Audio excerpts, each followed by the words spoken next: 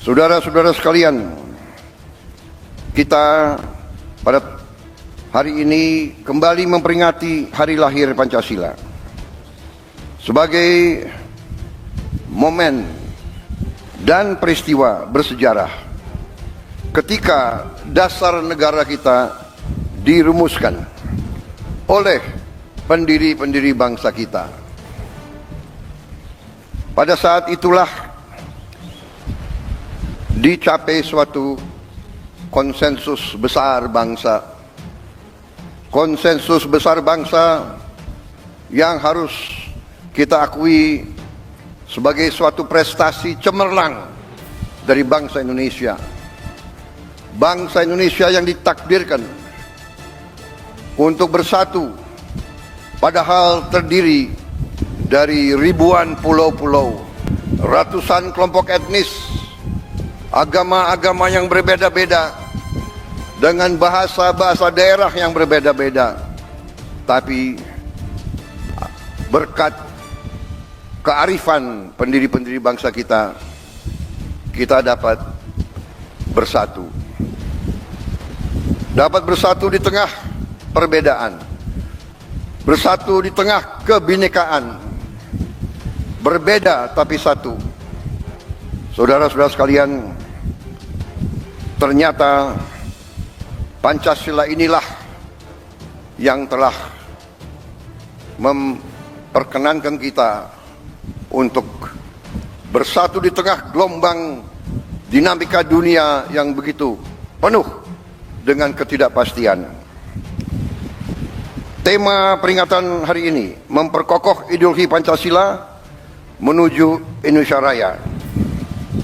Ini tema yang tidak hanya ajakan, tapi merupakan komitmen kita bersama untuk memastikan bahwa perjalanan bangsa menuju 100 tahun kemerdekaan dipandu oleh nilai-nilai Pancasila. Suatu ideologi dasar negara yang telah mampu menjaga persatuan dan kesatuan bangsa kita selama tahun-tahun yang penuh tantangan. Saudara-saudara sekalian,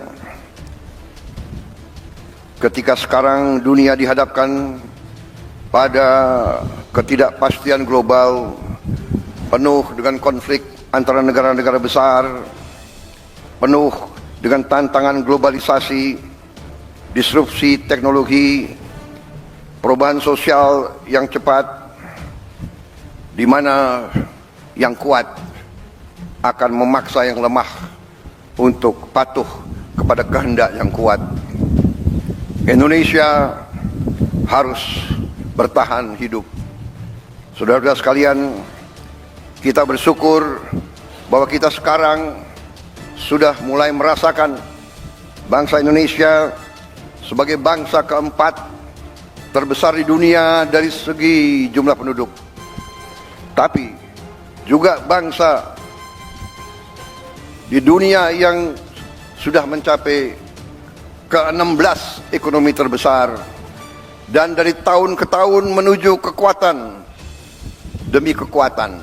Saudara-saudara sekalian, kita sekarang semakin sadar betapa besar kekayaan kita, tapi kita juga harus sadar bahwa kita masih banyak kekurangan, masih banyak tantangan. Kekurangan kita terutama menurut pendapat saya adalah sikap mental para elit bangsa, terutama mereka-mereka yang pegang jabatan-jabatan penting sebagai wakil rakyat, sebagai utusan rakyat, dan sebagai mandataris rakyat.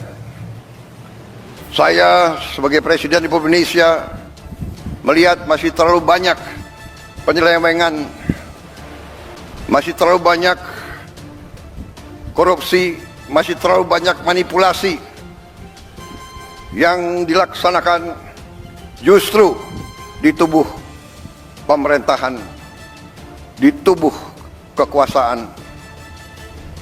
Saya menggunakan kesempatan ini di hari peringatan lahirnya Pancasila untuk menghimbau, mengajak seluruh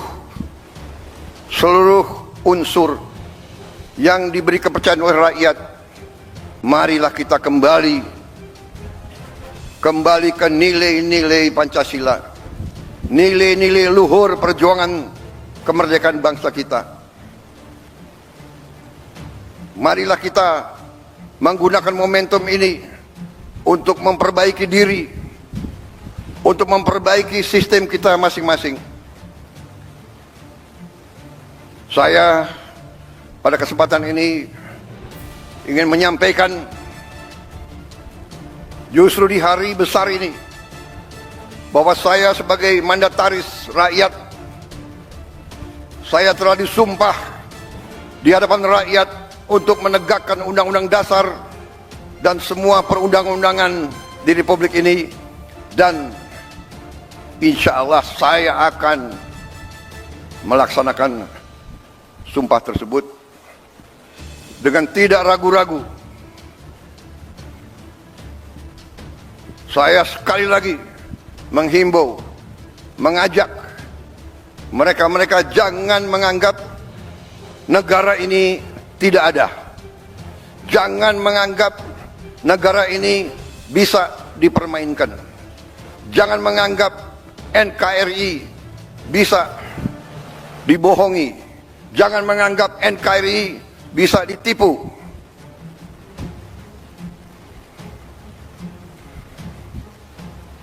Untuk kesekian kali lagi, di tempat yang bersejarah ini, atas nama rakyat Indonesia, saya memperingati semua unsur di semua lembaga,